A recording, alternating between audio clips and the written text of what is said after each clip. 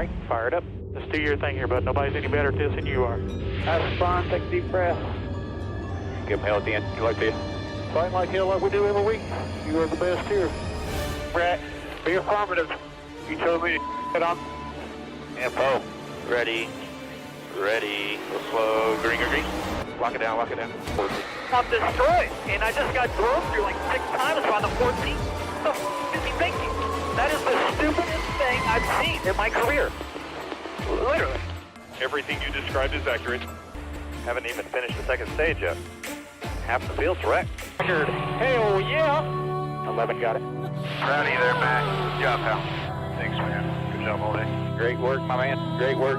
Keep putting yourself in position, we'll win our share, right? We got one back today, brother. Good job. Therefore, great job, guys.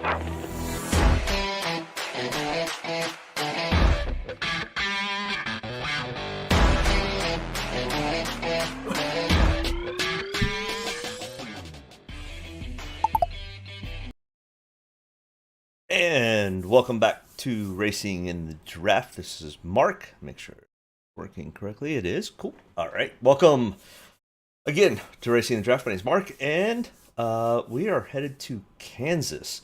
Not sure who might be tuning in that just finished watching a pretty exciting truck race.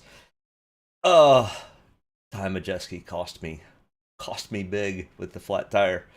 I was up almost $300 and he got the flat tire. I still ended up winning like 20 or 30 bucks. So I can't complain.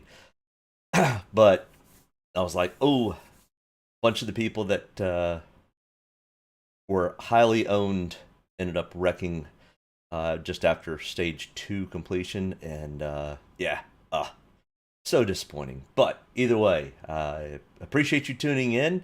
And we head for the Cup race tomorrow at Kansas for the Advent Health 400. But before we get there, like we always do, we go back 1 week to Dover. In fact, a little less than a week because they rained out on Sunday as predicted and I thought would happen. To see Martin Truex Jr. get another Monday win at Dover. Well, I guess if I had gone out and really done some deep research and found out that Monday races at Dover tend to benefit Martin Truex Jr., I may have owned a little bit more of him. Still, either way, I think I ended up just shy of breaking even for the day, which is not too bad. But it's kind of one of those. If you can just hold on to onto your bank enough to get to the next week, one of the weeks finally ends up hitting pretty good. So hopefully maybe this week will be it for you and maybe for me. So either way, let's take a look at last week's finishes and optimal lineups. Willie B leading 193 laps. Pretty dominant performance by Willie B, starting 8th, finishing 4th, running pretty much in the top 10 or 15 all day long. With 117 points. I mean, anytime anybody gets to 100 points, it's a pretty good day. And we had 3 guys over 90. So that really kind of threw some real interesting mixes to the lineups. But we had one dominator being Willie B. I mean, you could almost call Ross Chastain and Martin Truex Jr. They led almost 25% of the race. But really, I do optimal somebody that needs to LaJoy absolutely smashed it for me last week. Yeah, good call on LaJoy. I completely missed the Haley call last week. I thought he would end up doing better, but I mean, in fact, let me pull it up. Let's see real quick. Print sheet. We'll look at Dover really quick here.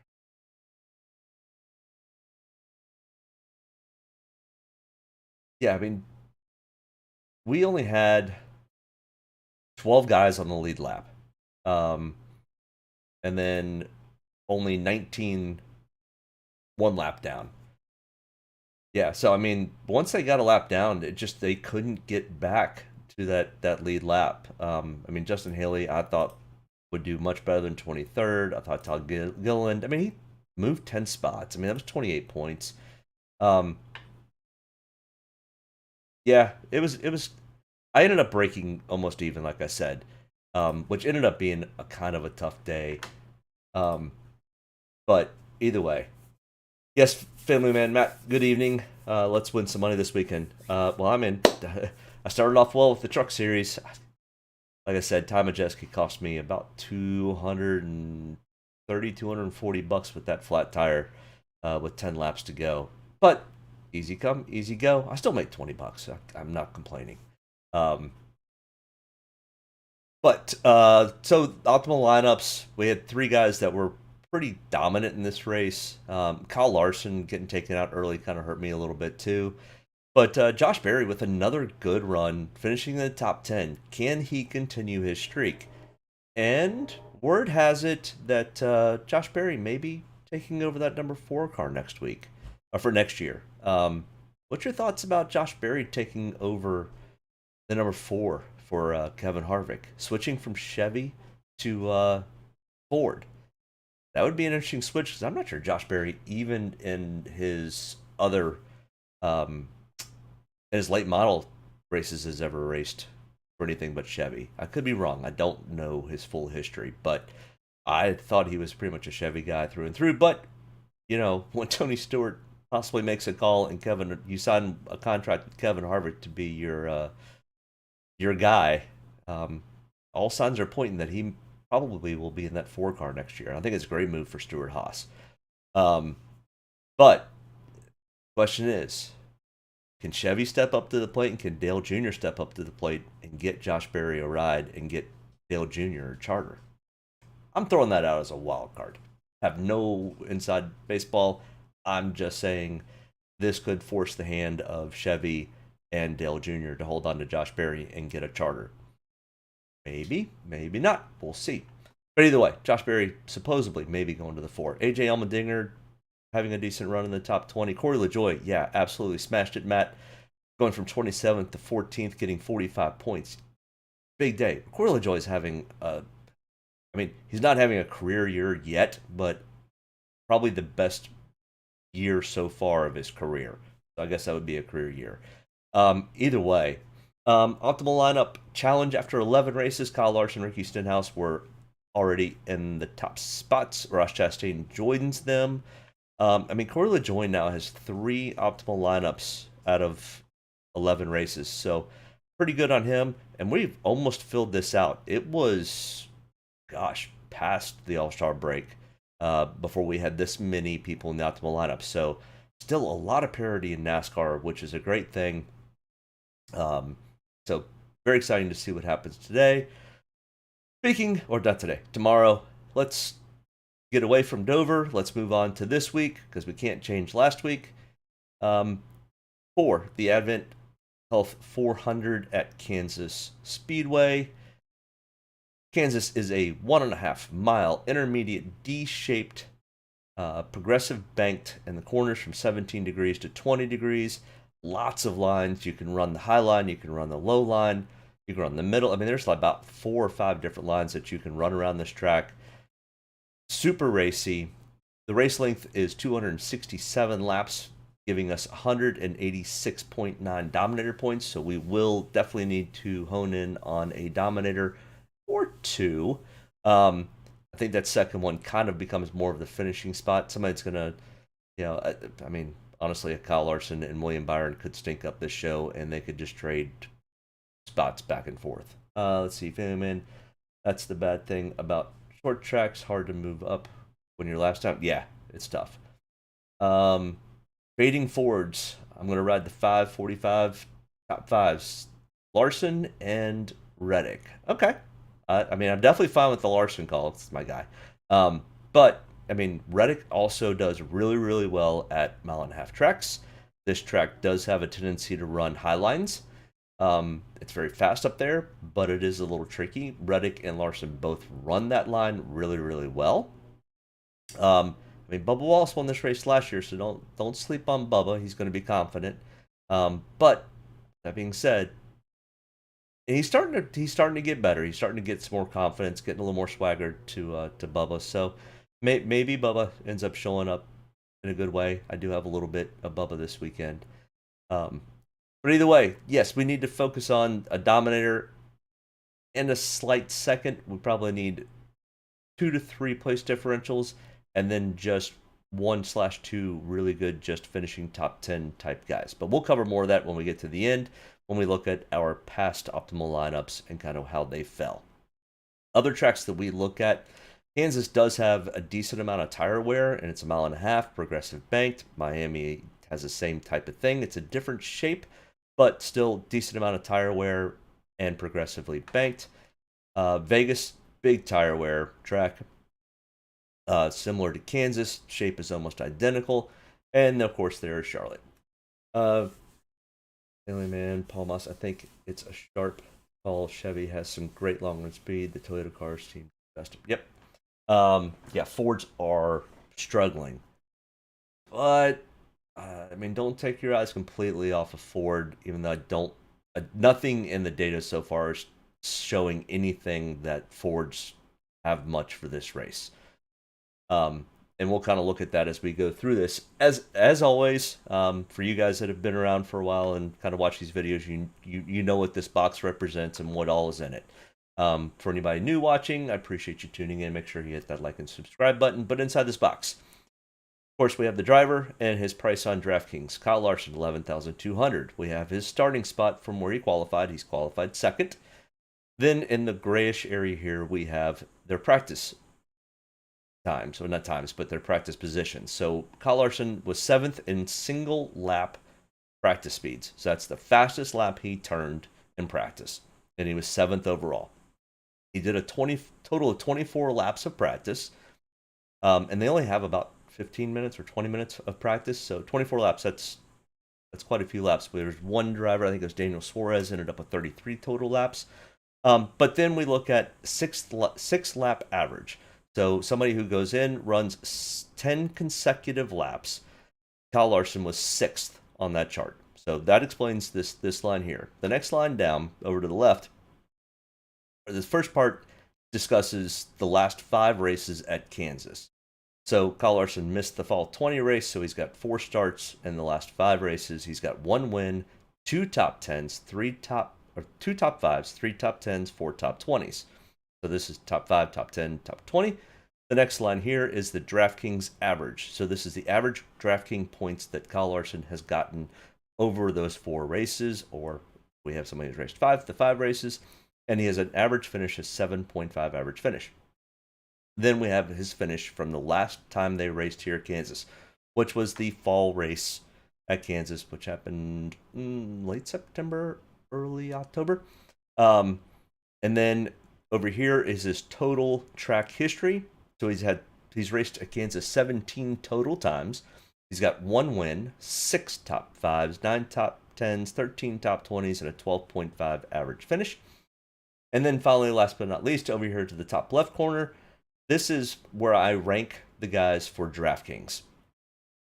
Not particularly where they're going to finish, but I mean, potentially Kyle Larson finishes second. He's starting second. He's fast. But this is kind of where I rank them on how I pretty much draw up my DraftKings lineups. So he is second. And then here is the amount of percentage of ownership that I have of Kyle Larson. So I've got him in 35 to 40% of my lineups, which might be a tick high since he's starting on the front row.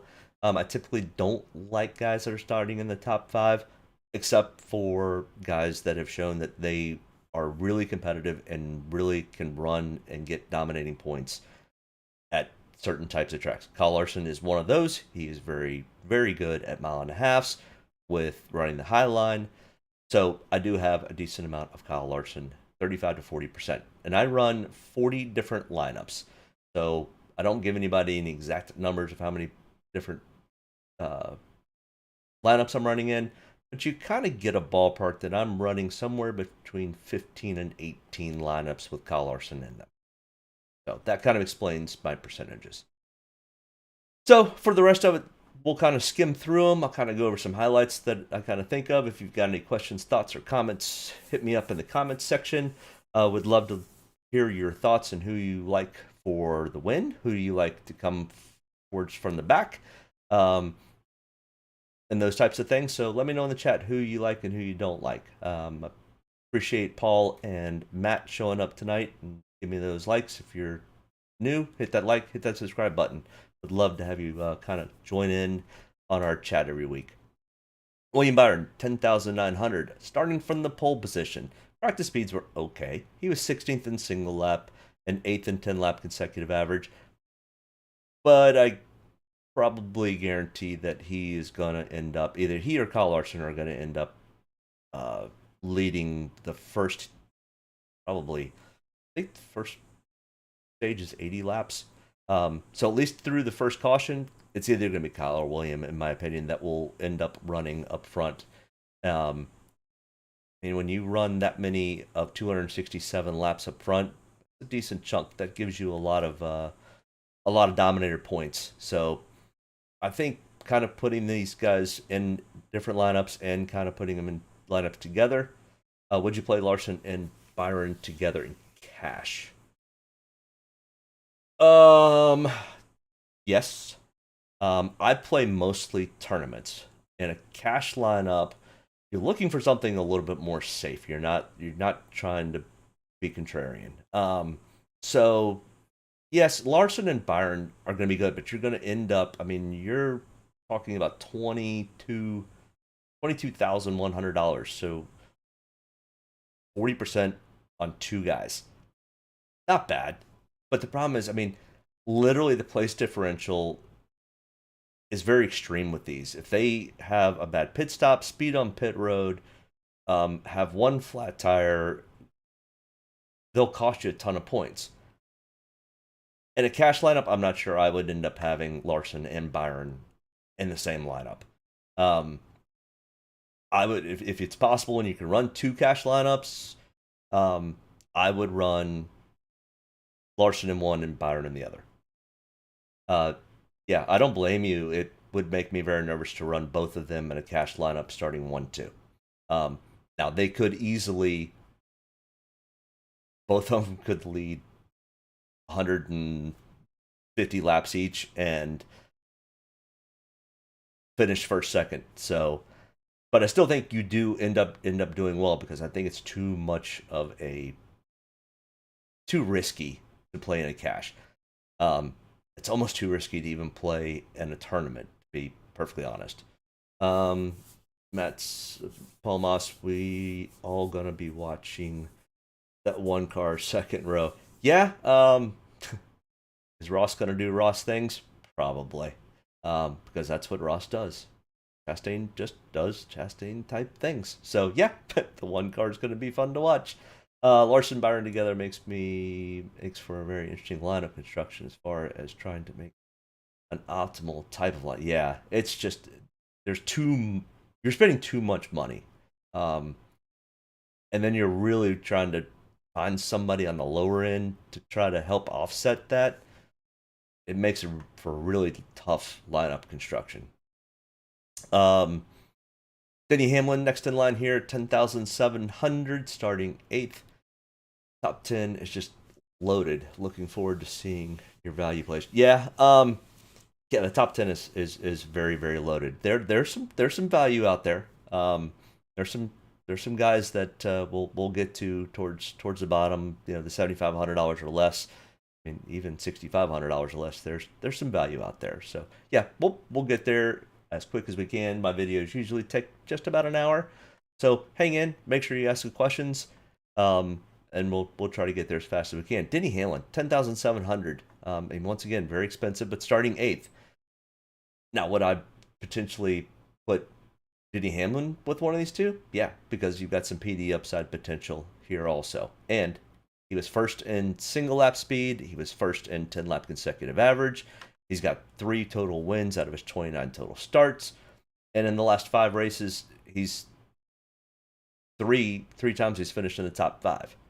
I mean, he's got a 7.6 average finish, which is very, very close to Kyle Larson's 7.5. So I think, I mean, once again, yeah, the top 10 is stacked. But Denny Hamlin paired with one of these guys is okay. For cash, it's a little bit safer than running both of them. But, I mean, you're still spending a ton of money on the high end. Now, like I said, there's some value down there that you can find some stuff. We got Tyler Reddick, who is really good at this style of track, racing in a Toyota, and that 45 car won last year. In fact, it kind of won twice, even though the second time was the 23 car with a 45 number on it. I don't know. But either way, 2311 dominated this track last year. Can that continue? Yeah, I mean, kind of like Paul said, fade the Fords. The Chevys and the Toyotas seem to be the cream of the crop when it comes to Kansas.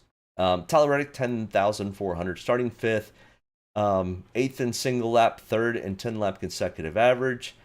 Yeah, the 10 lap consecutive average is much favoring towards the Toyotas, and even the short run speed are favoring the Toyotas. I wish we had hour-long practices so we could really kind of get some of these guys running 20, 25, 30 laps. It really would be able to hone in better on who's got some long run speed, because even if you're running 24 laps, that's about the time that you start to see a decent amount of tire fall off.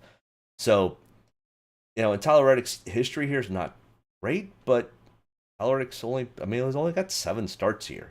And before he got with the 8 car last year, yeah, I think Tyler Reddick is not a bad play. There's just more up here that's a little bit better. Let's see, they're gonna Ernie Irvin the 1 if he keeps it up. You may be old if you recall Swervin' Irvin. Yeah, oh yeah, I remember Ernie Irvin. Drove that 28 car after Davey Allison passed away. Oh yeah, I missed the 1 hour practices. I would love to see the 1 hour practices back.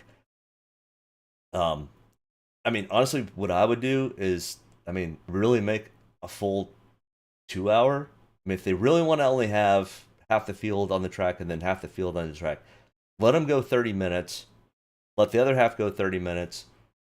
I could even say go down to 45 minutes and then do 15 minutes and 15 minutes. But at least that first 30-minute run, you can get almost a full tire run in at that point, and you can really start to see who's got long run speed and who doesn't. Kansas has a tendency to be kind of a long run track, so this thing we don't really get to see that at this point. We get to see it a little bit in the 10 lap, but yeah, I really miss the 1 hour practices. It would help this doing DraftKings and betting out tremendously. I think there will be more and more pressure on NASCAR down the road to push for 1 hour practices or longer practices at least. I don't think we'll ever go back to the Friday practice, the Saturday morning practice, Saturday afternoon happy hour practice, then a qualifying. I don't. And then, there was too much practice before, so I definitely like getting away from that. But I wish this 20-minute segment would go away and we would just have an hour-long practice. Christopher Bell, 10,200, starting 12th, 6th in single lap, 2nd in 10 lap consecutive average. Pretty good. He's got 5 top 10s in the last 5 races here. Starting 12th. It's not a bad spot if you're going to be finishing in the top 10 pretty consistently. That's not right, because it can't be 10.8 average finish. Let me look at that real quick. I screwed something up there. Christopher Bell.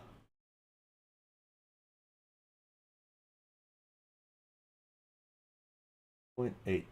Oh no, it's 4 and 4. It's supposed to be 4 and 4, not 5 and 5. I mistyped it. I was at my son's baseball tournament all day today, so I'm tired. It was hot. It was in the sun all day, and then we've got to be back at the field at 9:00 tomorrow morning. So they won one and lost one. So we got to battle back in baseball. But you didn't turn in to hear about my son's baseball tournament. So Christopher Bell, I like Christopher Bell. I think he's a decent, solid pick.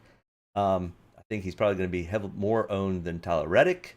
But I think you could be a little contrarian and play Christopher Bell.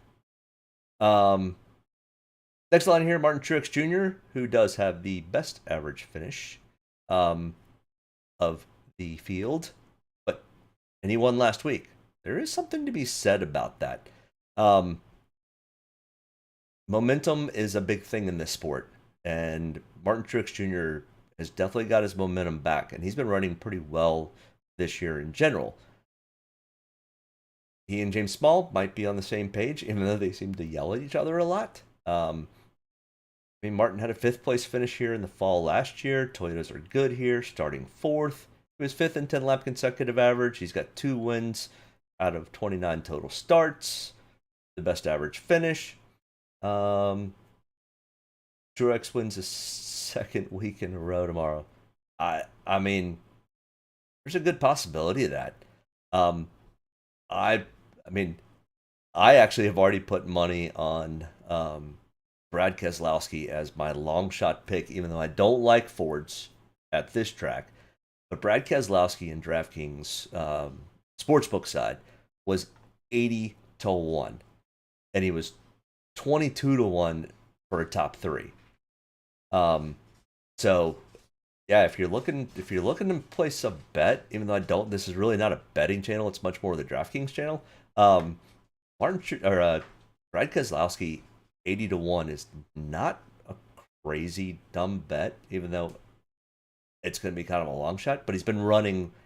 He and Chris Buescher are probably the 2 best Fords out there. You can argue Harvick might be the best, but behind that, yeah, I mean, Brad K is doing much better, and he's going to continue to do better. But I do like Martin Truex a decent amount. He could easily end up getting another win.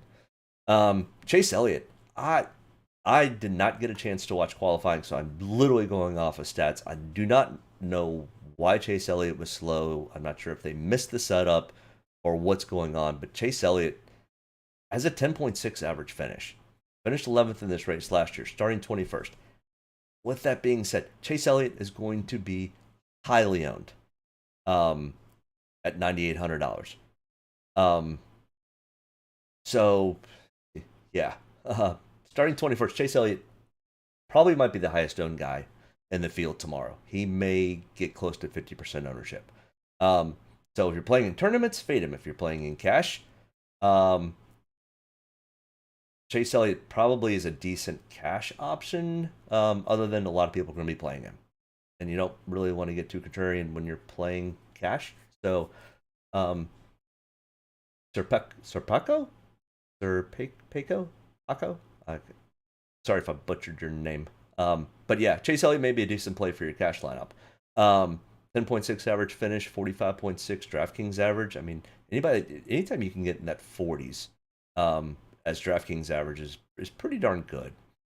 And that's the thing about Kansas. The guys that run good at Kansas run good at Kansas. The guys that run bad at Kansas run bad at Kansas. And yeah, there's a handful of guys that run well. And here's our boy, Ross Chastain, who does Ross Chastain things every week. But you know what? They keep letting him do it. So he's going to keep doing it. 9,600, starting 3rd, 9th in single lap, 19th and 10-lap consecutive average. And he is running the Advent Health car. So the sponsor of the race is on his car. There's always something to be said about if you've got the car and the sponsor of the race. There's a little magic that happens there. So I don't love Ross Chain's starting spot. I think there's too much risk there, even though Ross is actually, typically if he starts up front, he runs up front. He finished 7th in this race last fall. He's got 2 top 10s in the last 5 races. 10.3 average finish, almost getting to that 40 DraftKings average. I mean, other than a starting spot, there's not much to not like about Ross Chastain. You know he's going to give it 100%, just like Kyle Busch. Kyle Busch had a very interesting night in the truck series. He was way up and down. I think he even told he owns the truck, and he told the crew they needed to trash the truck after the race. It's quite interesting. But that's Kyle Busch for you. $9,400 starting 16th. Kyle Busch was 3rd in single lap, 7th in 10 lap consecutive average. Yeah, I mean, you guys noticed something yet? Even Draftkings kind of figured it out. We haven't had a Ford yet. All right. Yeah, no Fords yet to talk about. We get one here in a second. Cowboy starting 16th. Has got a win in the last 5 races here. 3 top 5s, 3 top 10s, 3 top 20s, a 12.6 average finish, getting close to that 40 Draftkings average. Yeah, he finished 26th in this race last year, but he was racing in the 18, and pretty much I think at that point he had already signed on with Richard Childress and didn't really care. So Cowboy starting 16th, decent amount of PD upside potential. He has raced well here.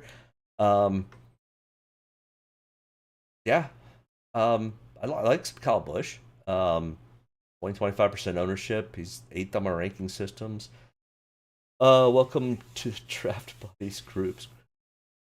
I've been trying to come up with a name for our community to recommend to Mark that's best that could come up with. Yeah, so I've got a group of guys that I race with in iRacing, and we pretty much it's me and another guy named Mark that started that kind of group or team, and now we call ourselves the Funky Bunch Racing. We've now got 4 of us racing and iRacing together. So yeah, Funky Bunch, Draft Buddies, yeah, whatever. Come up with a name, and I do have a Discord, and I need to get better at it. So yeah, if you want to hit the Discord, maybe if I had more people in there, I would post more. Let's see. You also said rather play Josh Berry. Yeah. I mean, God, Berry's having a great year so far. And he doesn't have a full-time ride. He's having a better year in Cup than he is in Xfinity, to be honest. Ryan Blaney, 9,200, starting 10th, 18th in single lap, 13th in 10 lap. Probably might be one of the highest starting Fords. But he doesn't have a top 5 finish in the last 5 races here. 17.2 average finish, which is close to his total average finish over 16 races.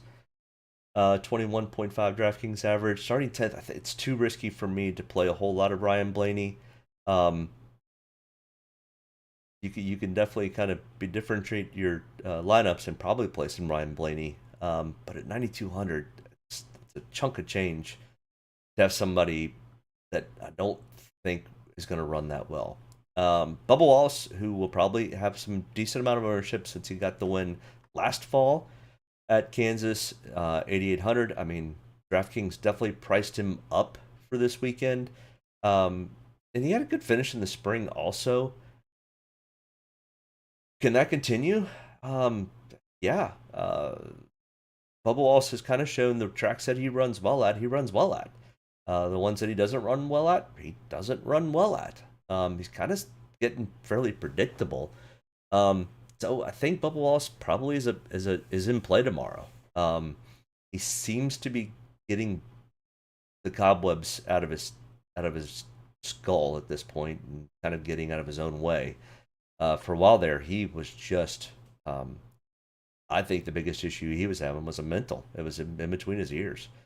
He just needs to focus on racing. Don't worry about any of the other stuff. But he's got a 13-point average finish. He's close to that 40-point DraftKings average. Starting 17th, we've got some PD upside play with Bubba. I've got him in 20-25% of my lineups. I like him probably better than his buddy Ryan Blaney, starting 10th. So next in line, another Ford, Kevin Harvick, 8,700, starting 13th. Practice speeds are not good. 27th in single lap, 11th in 10 lap consecutive average. Finished last in this race in the fall last year. 19.8 average finish. So in the last 5 races at Kansas, he has not done great. But if we look at his overall history, 3 wins, 12 top 5s, 19 top 10s out of 34 races. So he's got an over 50% average of finishing in the top 10. With the Fords being a little bit off at this track, has me a little bit concerned. I've got him in 25% of my lineups.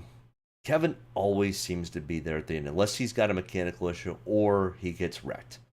If Kevin has a clean race car and doesn't have mechanical issues, he's going to finish in the top 10. But those mechanical issues and those types of things are always hard to predict. We could be loose wheel and in the lug nuts. Yeah? Yeah, I love iRacing. I do it 4 nights a week. We do ARCA on Monday, trucks on Wednesday, Xfinity on Thursday, and then Cups on Sunday night. The 4 killed last. Yeah. Yeah. Once again, fast car. Just had a tire issue at the end. Again, that's 2 weeks in a row that Kevin Harvick has had that problem. Maybe this is the week for Kevin Harvick to finish in the top 10 again. I'm not sure I'm not sure the Fords got the speed to be top 5 this week. Just nothing has shown me any of the Fords have that. Even though I went out and placed a bet on Brad Keselowski. But the 80 to 1 is hard not to potentially put a bet on. I mean, I've only put like $2 on it. But I won 160 if he wins the race. Okay. Joey Logano, $8,400. All right, so Joey was fastest. But did anybody watch qualifying? Because like I said, I was at my son's practice, or tournament. He was fast, but he didn't do a 10-lap consecutive average and only did 6 laps of practice. Was this a Mark Martin play where he literally went out, ran 4 laps and said, "Car's really fast. I'm done. We don't need to touch it." Parks it and waits for the race. And I tell you what, I'm an old school diehard Mark Martin fan, and those weekends where Mark Martin would literally only go run 5 to 8 laps and park it and say the car's great, typically went out and finished first or second. I don't know if this is a ploy, and I didn't get a chance to watch. So if anybody happened to watch the qualifying and knows why Joey Logano only did 6 laps of practice, hit me up in the chat there. I'd love to know. But $8,400, he's got a win in the last 5 races. Yeah, are you talking about the Joey Logano? Didn't think about that. Yeah, I don't know why he didn't practice more. And like I said, it's been a crazy day. I'm lucky even to have all of my stuff in and done for tomorrow. So, but 22 was fast, but they said Fords fell off long run. Y'all noticed all the new hair he wear. Oh yeah, he's definitely got the Rogaine or whatever he put in his hair, and it's like a chia pet going nutty. But yeah, Joe Logano's got some hair going. But Joe Logano, he understands this track and races really well at this track. But Joey's also been off his game the last 3 weeks. So that has me a little bit concerned, especially if long run speeds for the Fords are not great. Yeah. I don't have a whole lot of interest in Joe Logano starting 6 and not having very much practice. Logano said he ran 6 laps and went for adjustments and couldn't make it back out in time. What Joey said on his video. Okay. I mean, that's why I wish we had longer practices. Because then we could really kind of see if these guys have any long run speed or not. I don't know. And it's a tough pill to swallow starting 6th in the Fords, knowing the Fords don't have good long run speed. So I don't have a whole lot of interest in Joey Logano starting in 6. His history here is really good. He's got 4 wins. So he's not bad here. But a little concerning. Kind of the same with Brad Keselowski, starting 6. And, I mean, he goes out and qualifies 6th, and he was 31st in single lap speed and didn't do a 10-lap consecutive average. How do you practice 31st and get to 6?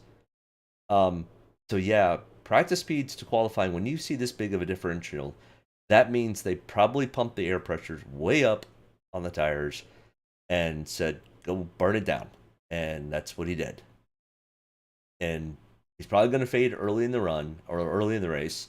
And then they're hoping to make adjustments and have a decent pit stall selection, so that way they can work their way back up. That's my guess on what's going to happen with Brad. He's going to fall off early.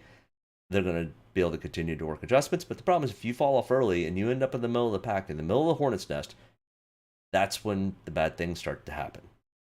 So for DraftKings, don't love the play. In fact, I'm probably going to look at this ownership. I probably shouldn't have that much ownership in Brad K starting 6. Some of these ownerships may change tomorrow. I was in a big rush, and I need to do a little bit more research on, number one, why Joey didn't do it, why Brad K went from 31st to 6th. So I don't... That's concerning that you're 31st in single lap speed. You didn't do a 10-lap consecutive average, but then you go qualify 6th. Maybe you just hit it. Maybe the cloud cover happened. So that's a little concerning because of how far up he's starting. Daniel Suarez. Now, Daniel Suarez went out, and I guess he just never stopped because he did 33 laps of practice. He was 13th quick in single lap, and he was 4th in 10-lap consecutive average. So sounds like Daniel Suarez had some decent long-run speed, and he ends up starting 9th. Okay. Not a bad cash option. Serpico? If I'm saying that wrong, I guess help me out in the chat. But Daniel Suarez may be a decent option. And probably not heavily owned. He finished 10th in this race last year, 19.2 average finish. I don't think that tells the whole story because he's only got 2 races in that 99 car. He's got more than that. But either way, ever since he got in that 99 car, it's been much better. I'd be willing to take a small shot in a cash lineup with the Daniel Suarez, more so than Brad or Joey. So for a middle of tier type, that's not a bad play. Ty Gibbs, yeah, you want to talk about somebody who's quietly becoming better and better, and he's going to sneak up and he's going to win a race this year. Calling it now, Ty Gibbs is going to win a race this year. It could. Yeah, Suarez did look fast. I did, like I said, that I could only look at kind of what the data says. I didn't get a chance to watch practice, but this is telling me that if he was able to go out and run 33 laps and he was pretty comfortable with the car and had a 4th on his 10-lap consecutive average, Daniel Suarez has got a decent car on him.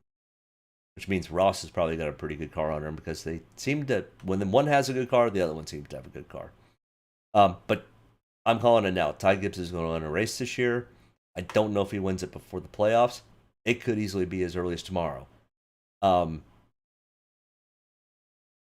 This kid is going to, and I'm sure we all know this if we watch NASCAR on a regular basis. This kid studies this sport probably more than anybody else. He watches more tape. He does more practice.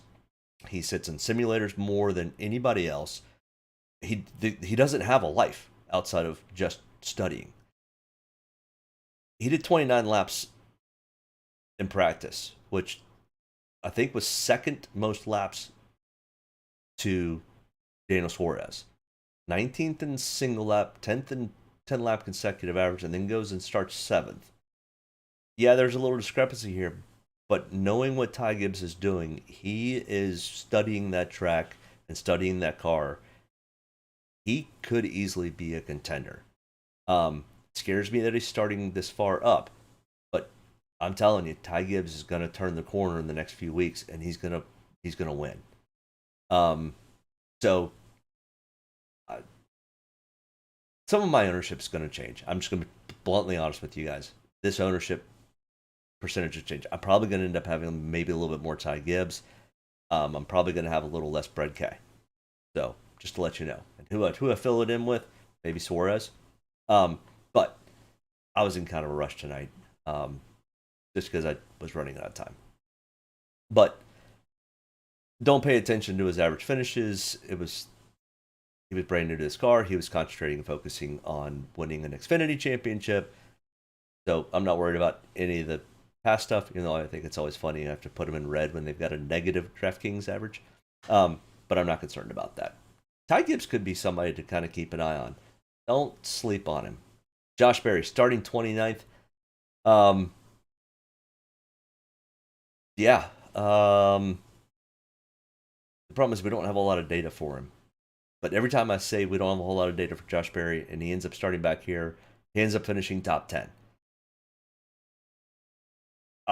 Yeah, decent amount of ownership. If you're looking for a cash lineup, I think Josh Berry's a good play.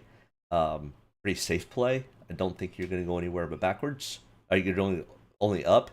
You only have 7 spots to go back. So I think Josh Berry's a pretty good, honest, decent play. And 15 to 20% might be a little on the low side. Yeah, I mean, if you can go get a Josh Berry, Chase Elliott, Daniel Suarez, and then kind of fill in with. Now, this one scares me. Chase Briscoe starting 31st. And I think this is everybody's going to be like, oh my gosh, he's starting 31st. He's driving the 14. He's going to be really good. I'm going to take him. He's going to have too much ownership. He's going to be too heavily owned. Do not put him in your lineups. He finished 13th, which is like his best finish out of the 4 races that he's had. He's got a 19th place average finish. Sure, if he can finish 19th, starting 31st, sure, that's 12 points, and then the points for the finish. But he was 32nd in single lap. Didn't do a 10-lap consecutive average. Only did 10 laps total. He still got the hurt finger going on. I know he says it's not bothering him, but it definitely seemed to bother him at Dover. Now, the G-forces at Kansas are not as great as they are at Dover, but they are still significant. It was much easier to manhandle a car around a Bristol Dirt or a Martinsville or even Talladega. You get to these mile and a half tracks that have got some pretty high banking and some pretty high speeds and some corner entries. You've got to be able to have full control, and if your finger's hurting you. So I haven't heard anything about Chase Briscoe and how his finger's doing. I know the surgery went well, but is he really doing what he needs to do? I don't know. He's gonna be pretty heavily owned for being 31st. Best thing Ty could do is be quiet and keep his nose clean. Surprising with his antics in Xfinity, I give him a little credit. Yeah, I think Gibbs is a good tournament play. He's not going to be heavily owned. People are still going to be standoffish on taking him. Yeah, and I think somebody's gotten into his ear. I don't know who's helping coach Ty since his dad passed away, and man, what a tragedy that is. But somebody that Ty respects is in his ear. It might even be Dale Jr. I'm not sure, but Ty has quietly just been getting better and better each week. Yeah, Ty Gibbs may be a decent tournament play. Be very, very surprised. I think I like Ty Gibbs better than I like Chase Briscoe, to be perfectly honest. Because Ty Gibbs, if he can finish 7th where he starts, he's going to get more points than Chase Briscoe if he finishes 19th. So, yeah. I just don't like Chase Briscoe this weekend. I don't like the unknown of his finger, to be perfectly honest. Chris Buescher, 7,300, starting 14th. Okay. 12th in single lap, 18th in 10-lap consecutive average. The RFK cars have been quietly just kind of doing what Ty Gibbs is doing. They're just quietly getting better and better each week. Now, being in the Ford has me a little bit concerned. But RFK's been running a different course than any of the other Fords. Different than Penske, different than SHR. I don't mind Chris Buescher starting 14th. Do I think he's going to go and finish in the top 5? No. Could he quietly finish in the top 10, 8? Maybe? Maybe if he finishes where he starts at 7,300, that's not bad. Don't love it. It probably is a good cash play, to be honest. Here's a good cash play at 7,300. If I played in cash tournaments, I would probably run some Ty Gibbs. I'd run some Chris Buescher. I'd run a Josh Berry. I'd run a Chase Elliott. I don't know. Maybe I'll put a cash lineup together. I don't usually ever do many of those. But Ryan Preece at 7,200. Oh, Ryan Preece. He just has not learned how to finish races in the Cup Series. That's my only explanation with Ryan Preece. Ryan Preece has got incredible talent, incredible short run speed, does really, really well at short tracks and up to like Dover size. You get to these 1.5 tracks, and Ryan Preece kind of falls off a little bit. So I don't have a whole lot of interest. You're also driving the Ford. You didn't do very well in practice. You didn't qualify well. So yeah, there's some PD upside potential, but I don't love the Ryan Preece call. Just to be honest, I think he gets to 23rd, 24th, and finishes there. I mean, Ryan Preece might surprise me, but I don't have a whole lot of interest in Ryan Preece this week. Hey, if you're still out there and you haven't hit that like button, please make sure you hit that like button, hit that subscribe button. Would love to have you join our little family chat of guys that talk about Draftkings, or girls. I don't know who all is out there, guys and girls. My wife plays from time to time. Ricky Stenhouse Jr., $7,000 starting 33rd. And I hope the mac and cheese car is not a curse. Because I like the mac and cheese car. My kid likes the mac and cheese car a lot. He had ran it at Richmond and was running really well, and then ended up having brake issues. So maybe Ricky Stenhouse Jr. in the mac and cheese car can actually do a little bit better starting 33rd. He's going to be probably heavily owned, even though his average finish is 22.4, 19.5 for a total career here, and only has one top 10. So yeah, not great, but $7,000 starting 33rd. I think he probably ends up being Ryan Preece. That's not saying a whole lot. Can he get into the top 20? Possibly. And is that enough? Yeah, I think there's value there. So Ricky Stenhouse Jr. wouldn't be a bad cash option or even tournament option. I think it's better than Ryan Preece. It's 5 spots better. Or 5 spots worse, which could end up being 5 spots better for DraftKings. So yeah, I don't mind Ricky. He's having a good year. Ever since he won Daytona. Momentum, I'm telling you, it is a true thing in this sport. Austin Dillon, 6,900, starting 11th. He was fast in practice, 10th in single lap, 9th in...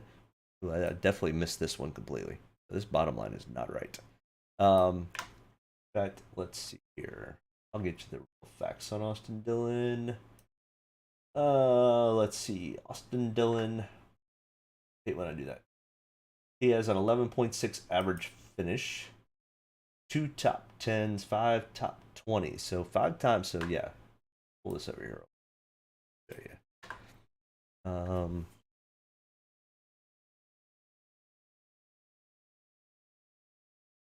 Yeah, so let's see. Austin Dillon. Yeah, so 2 top 10s, 5 top 20s. So last 5 races, he's finished in the top 20. 34.3 DraftKings average. And he's got an average driver rating of 76.6. So Austin Dillon actually is probably a pretty good play. I don't mind a decent amount of Austin Dillon. Never know with Ricky. Yeah, Ricky is kind of a wild card, to say the least. Austin Dillon... I wish Austin Dillon was starting like 18th or 19th and did this in practice. Then I would be like, okay, I could see the possibility here. But yeah, yeah. Sorry about this bottom line not being right. Like I said, it's been a long day. But I do like some Austin Dillon. Probably a decent cash play. 6,900. It's got some good value. Not a bad tournament play either, to be perfectly honest. Start 11th and finish 11th. Okay. Eric Almirola starting 18th, 29th in single lap, 20th in 10 lap consecutive average. Driving the Ford SHR, other than Harvick, nobody seems to be very good. So I will fade away from Eric Almirola. So no interest there. You run your lineups, but I don't have a whole lot of interest in Eric Almirola. Austin Cindric, 6,500, starting 15th. Second in single lap speed, 21st in 10 laps. So fired off quick and then faded quick. Finished 12th in this race last year. And it looks like probably 17th or 18th in the spring race. So not bad. 2 top 20s out of your 3 starts. But starting 15th, I think this is you finish where you start or worse. And that doesn't do me any good in DraftKings, so I'm gonna fade away from Austin Cindric. I like Austin Dillon as a tournament play. Yeah, I would agree. I don't mind that at all. I watch several Cup channels each week. You do a fine job reviewing these races. Should have way more viewers. Thanks, Mark. Yeah, I don't do a whole lot of self promotion out on Twitter and Facebook and all that like some of these other guys do, and maybe I probably should.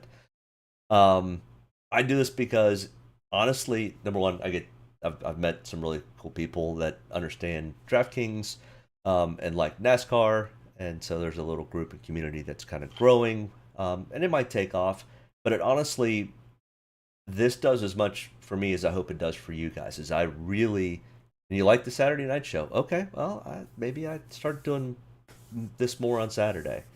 I do it as much to give the information to other people as I do, because as I go through this, I start to see that maybe I've overlooked something, maybe I have too much ownership in one particular person. Maybe I've been super busy all day today and haven't had a chance to watch practice and qualifying like I should have before I did this video. But I got to make sure I have family time too. But you guys come in and you help me out too, so it's a give and take. And every week I have something that I screw up, like this Austin Dillon line. Sorry, it happens. I do it every week. If you watch my videos, I've missed something, even though I proofread it like 2 or 3 times. I did not do that tonight. I was running way behind and watching the truck race while I was doing this. So, but either way. Yeah, so I do it as much to help myself as I do to help everybody else. And if I grow a YouTube channel out of it, that's awesome. And if somebody happens to win big money, I would love to hear about it. That's what it's all about. So, chat flows like this every weekend. I think YouTube will suggest the live stream. Yeah, I mean, it's all about hitting that like, subscribe, doing the chats, and all of that. Hey, I appreciate you being here. Once again, if I butchered your name, I'm sorry. It was not intentional. But either way, just talking with you guys about NASCAR and highlight the moment. Well, I don't. Hopefully, there's other highlights to your weekend, but we're glad you're here, Matt, and appreciate the camaraderie and the chats. And yeah, let's keep it up. Let's keep going here. We're getting close to that hour mark. I try to keep these things within an hour, and we've got a little more room to go. We've got some value to talk about. And Austin Cindric's not one of them. He's starting too far up. I don't think he finishes any better than where he starts. So no real interest there. Eric Jones. So they're going to Toyota next year, which is probably going to be a good thing, because I think Legacy Motor Club, whatever they're calling Petty Enterprise, whatever this is now, going to Toyota. I think it's a great call. I think it's a great move for them. I'm just shocked that Jimmy Johnson's going to be an owner of a Toyota racing group, but okay. Not a problem. Eric Jones has always been, I mean, he came up in Joe Gibbs racing Toyotas, so that's not a big surprise. And Noah Gragson going to drive a Toyota. That'll be a little interesting. He always drove Chevys. So a lot of Chevy guys going over to Toyota out of this group. So interesting. 6,300, starting 19th. They just, this whole, the 43 and the 42 just have not performed where I thought they would perform this year. I know Noah's still getting his bearings with this next gen car. Eric had a great run last year, especially early in the year, then middle of the year.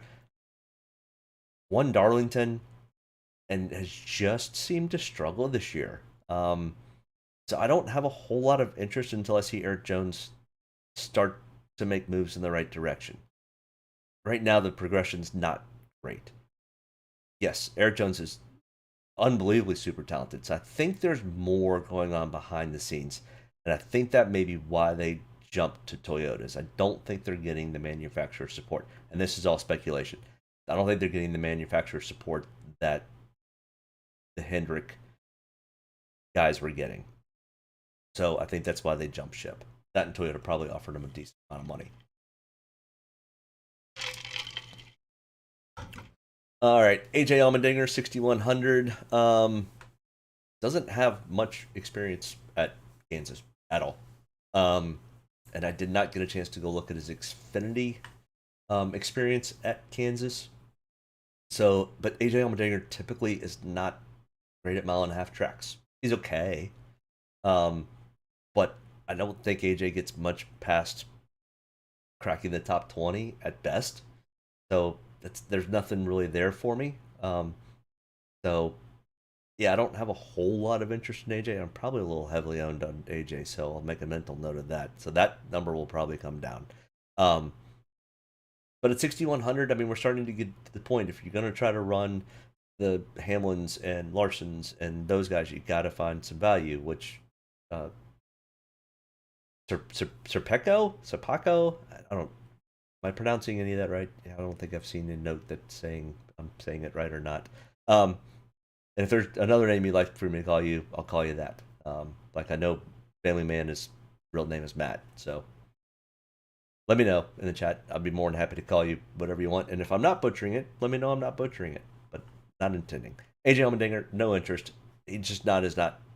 This is not his cup of tea. He's just cruising along until he gets to road courses, and then he'll win a road course, and then he'll have to figure out mile and a half if he wants to win a championship. Michael McDowell, somebody else that's quietly having a decent year again. Had a decent, really good year last year. Watch for Michael McDowell.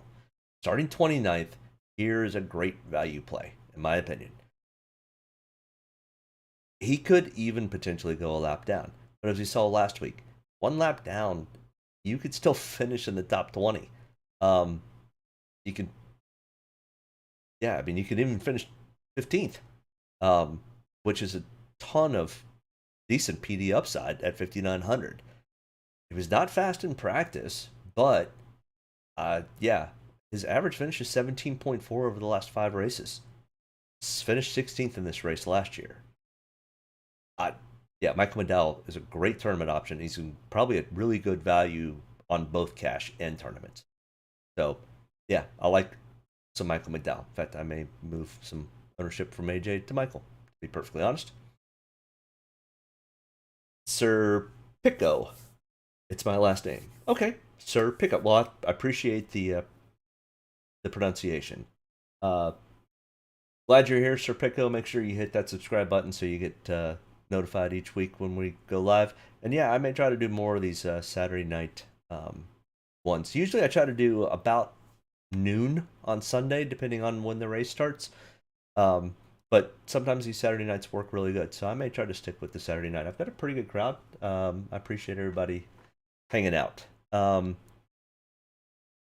Justin Haley, 5,800. Oh, what a disappointment he was last week. I was really hoping for a great run from Justin Haley. Because he actually had run last year's Dover race really well. Yeah. 4 starts for Justin Haley. 30.8 average finish.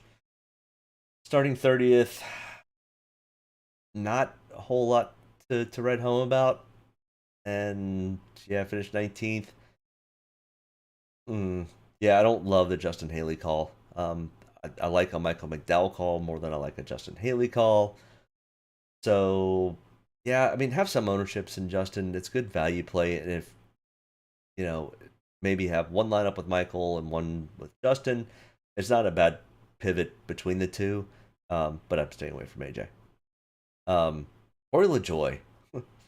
What a story. What a hoot we are having watching Corey LaJoie just continually move up each week and having a great time doing it. I really need to listen to his podcast more because he actually does a great podcast. He's great for the sport. I really, really like Corey LaJoie. I also like him for this race tomorrow. I think he's got the potential to probably get another top 15. I'm not sure he goes and cracks the top 10, but starting 24th, if you finish 15th at 5,600, there's your value. A Michael McDowell, a Corey LaJoie, great value plays, in my honest opinion, for cash or for tournaments. So you can play those interchangeably.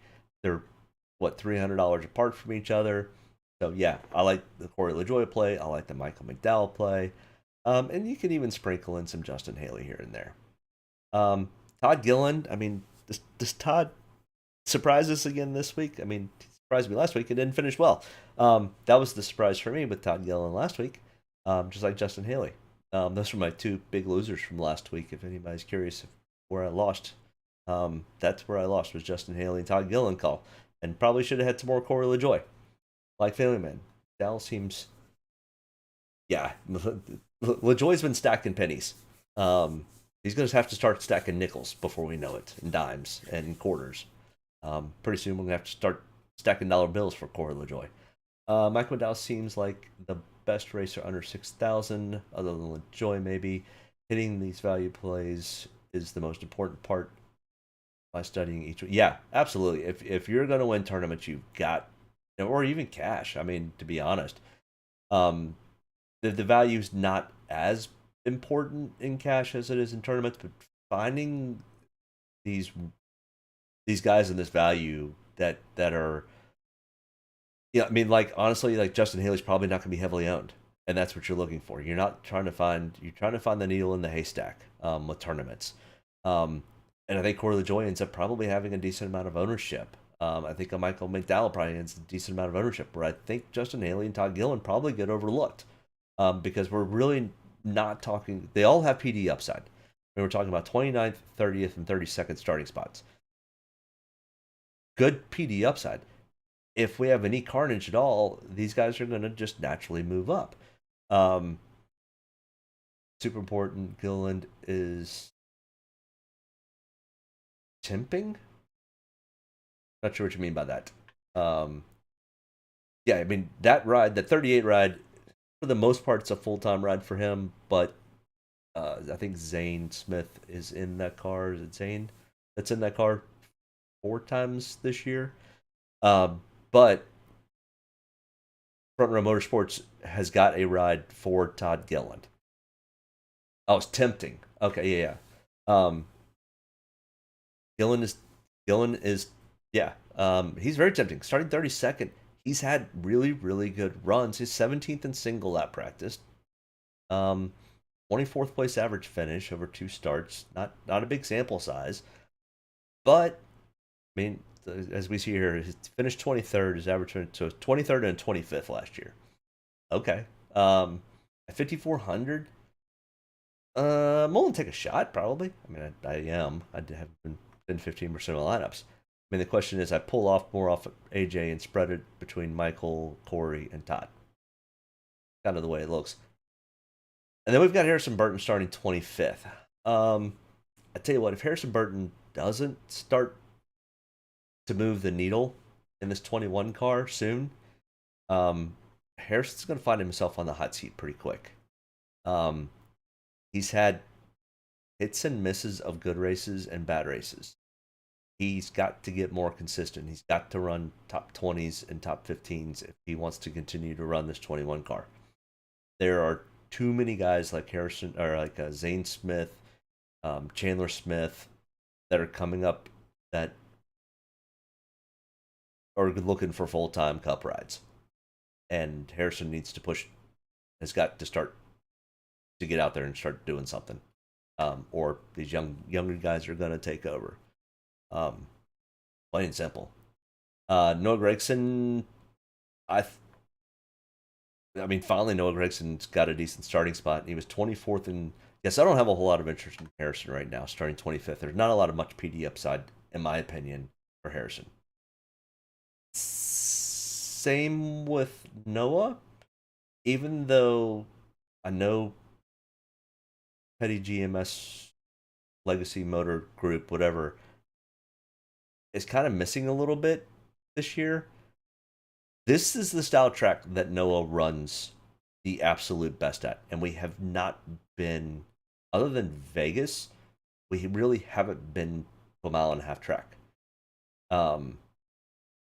This is an opportunity for Noah to really make a play, and I'm not sure. I don't like Ty Dillon starting 26 at 4,800. This is about as low as I go. But But I like a Noah Gragson starting 22nd more than I like a Harrison Burton starting 25th. Even though Harrison Burton was 11th in single lap, this style track fits Noah's driving style. Which one of these value guys is the best mile-and-a-half racer historically? We don't have a large enough sample size for Noah. But Noah and Xfinity was absolutely the best mile-and-a-halfs. Out of all of these guys, currently McDowell or Dillon. But Dillon, we're kind of getting on the high end of value. I consider $7,500 or less value, but really, really value. Probably Michael McDowell starting 29th. Or, I mean, Noah's probably, even if we look back at Xfinity racing, and a lot of these guys just finished up with Xfinity to get into Cup, Noah's going to beat most of these guys on mile-and-a-half tracks. I mean, he was stomping AJ Allmendinger on mile-and-a-half tracks. He was definitely beating up Justin Haley on mile-and-a-half tracks. Noah's probably the best at mile-and-a-half tracks, just my personal opinion. I actually like Gragson tomorrow being 5,000. How many people do you think will he need to be optimal? He finished 18th in to get into optimal. I mean, because you're at 5,000, you can run. What does that end up doing? I tell you what, we'll just put together a real quick lineup.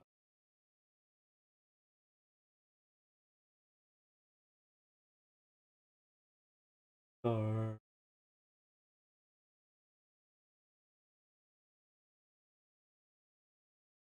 right, so let's start with the low end. Let's go with a Noah.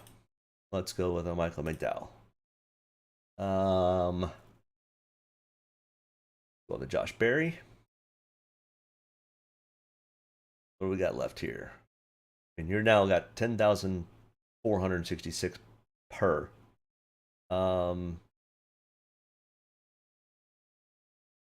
Go with a Larson and a Hamlin. What do we got left? 9,500.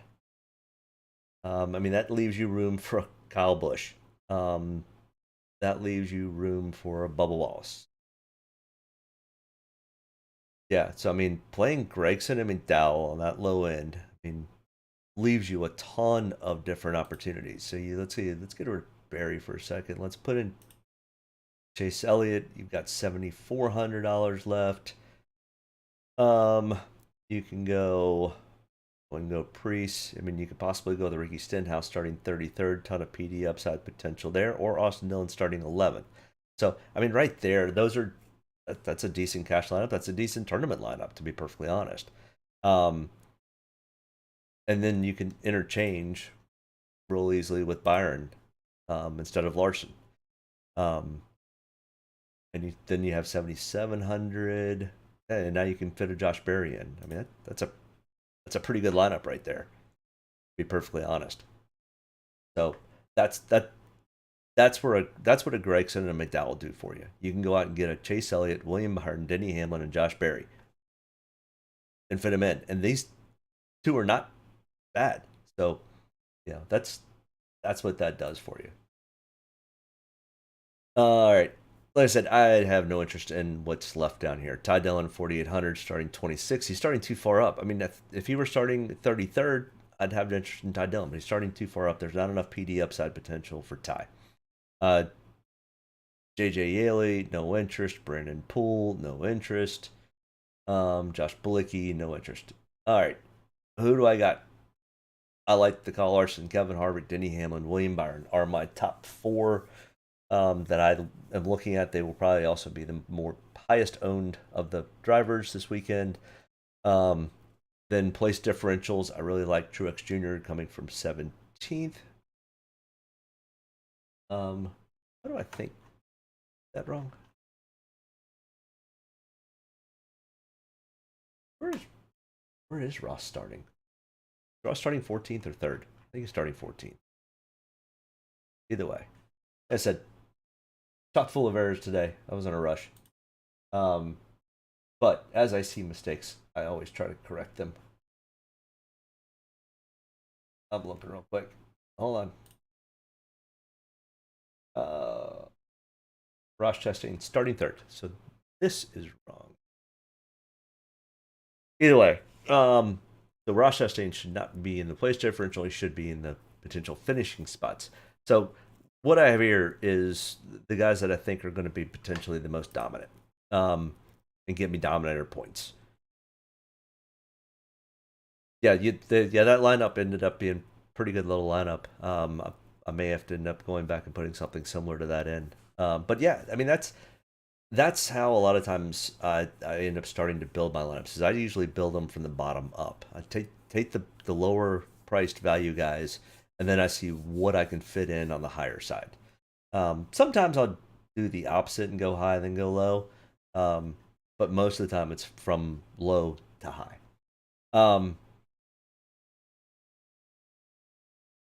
Did I just not? I don't think I changed. I don't think this is right. Yeah, this isn't right. This is. Hold on.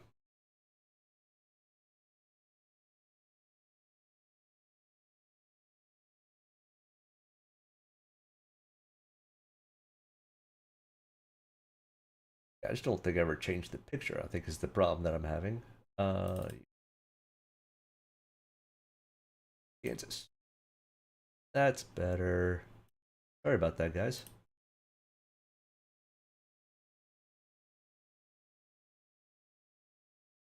All right. Yes. Chase Elliott. Ton of PD upside here potential. Yeah, Ross Chastain third. Okay, I just had the wrong picture. That's why I was like, I'm really confused. None of this is making sense. So here are my four guys that I like the best: Chase Elliott, Kyle Larson, William Byron, Denny Hamlin. They're also probably the four that are probably going to be very, very heavily owned. So probably decent cash plays. Probably not great tournament plays, but it's kind of one of those. Chase Elliott goes out and finishes fifth or better, and you don't have him in your lineup, you're not hitting the optimal. In fact, you're probably not hitting real well in tournaments. Whereas in cash, you're probably going to end up winning your cash. You'll double up. But I like a Larson or a Byron. I don't love both. But then for finishing spots, this is what I like here is having. I love having one of these guys, 1 to 2 of these guys, 2 to 3 of these guys. It all depends on how it ends up flowing. So if I have 1 here, 2 here, then I've got 2 that I'm looking at value. But the guys that I don't have a whole lot of interest in: Austin Cindric, Eric Almirola, Harrison Burton, AJ, Ty, Brandon Poole, Josh Blicky, and JJ Yeley. I don't have any interest really in running any of those guys. But then pretty much anybody inside these value groups, I didn't have anywhere else where to put Ty Gibbs. So he ended up, just because he's typically value, it's usually $7,500 or less, but I slid in here. And in fact, I could probably change out Briscoe with Ty Gibbs. That's honestly what I should have done. But either way. But Ty would not be a PD upside play. So I'm looking at 2 to 3 place differentials, 1 to 2 value guys, 1 dominator, and 1 finisher that could potentially sub in for a dominator. So that's the reason I build this part of my lineup. Is number 1, I know who I'm not looking at. Then I know, okay, I'm looking for 1 here, 2 here, 2 or 1 here. So optimal lineups from previous Kansas races. Yeah, we're 20 minutes over. So sorry about that. We got to chatting and ended up screwing a couple things up too. But I'll be honest with you. I try to be as honest as I can on these things. So we had 1 dominator, Alex Bowman, who's not in the race this year. I don't build this because of who ends up being in the optimal lineup. It's much more looking at place differentials, how many dominators we had, and how many finishing positions we had. I'm really not overly concerned about who it was. It's much more where they start and where they finish. and laps led or fast laps. Is what I'm looking at when I'm looking for through these optimal lineups. Is I'm looking for the trends. So we're looking at the 36th place starter. 36th place starter, 40th place starter, and 32nd place starter. So 3 of the 4 races had the guy that was starting from the back, dead last. So that kind of tells me if the person starting from the back is good enough, and that's not the case this weekend. So I don't have any interest. I think it's Balicki starting last.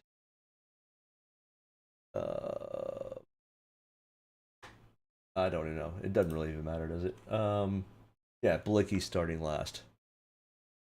Don't have any interest in Balicki.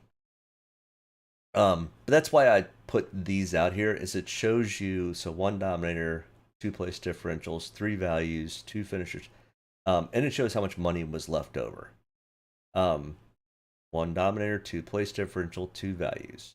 1 dominator, 2 place differentials, 2 values. So there's trends that happen at these tracks and the amount of laps that are run. That's what it's kind of showing. And that's why I kind of like to go through these and have these to look back on. And I like to share it with you guys so that way you can kind of see what the trends are also. But either way, I have now wasted an hour and 20 minutes of your time. Hopefully not wasted. Hopefully it's helped me out a lot, and I'm going to make some changes to some of my lineups tomorrow morning. But either way, I appreciate everybody tuning in. For the new guys out there, I really appreciate it. Hit that like and subscribe button. There's also a link to Discord. You haven't screwed anything up, but I hope everybody, or one of you guys wins a tournament. Yeah, if anybody happens to hit for the tournament, please definitely let me know. Yeah, thanks for joining Sir Pitco, and appreciate you kind of joining in with the rest of us and having a candid discussion about our DraftKings lineups. Good luck to everyone tomorrow. I'll be hopefully watching the race from a baseball field, because that means my son made it to the finals. But if not, I'll come home and watch the race here. But either way, everybody, good luck. Have a great rest of your weekend, and we will see you on the next one. Next Saturday night. I haven't even thought about where NASCAR is headed. Oh, Darlington. Throwback weekend. Sweet. All right. We'll see everybody next weekend. Good luck. Bye. Get a good deep breath. Get ready to roll here. Only about one thing tonight. Getting the W's, so got to be around at the end to do that. Get ready to roll tonight, boys. Let's go have some fun. Don't get me any more fired up than I already am. All the way to the checkered. You're fine. Nobody's got to run. Checker time, baby! Hell yeah! Proud of you there, Matt. Good job, pal. Thanks, man. Good job all day. Great work, my man. Great work. Keep putting yourself in position. We'll win our share, right? We got one back today, brother. Good job. Great job, guys. Excellent work, my man. Excellent work. Thank you. Man, that's awesome. Set out with a goal, we got it here, bud. Thank you very much. Really proud of you, man. Drove your butt off tonight. We had the best car here, bud. Probably killed our deal there. Just feel like I gave one away. Yeah, boys. Way to rebound. Great job. Great job, bud. Really good job. Appreciate you hanging in there with us all weekend. What a weekend. Good job. Thank you.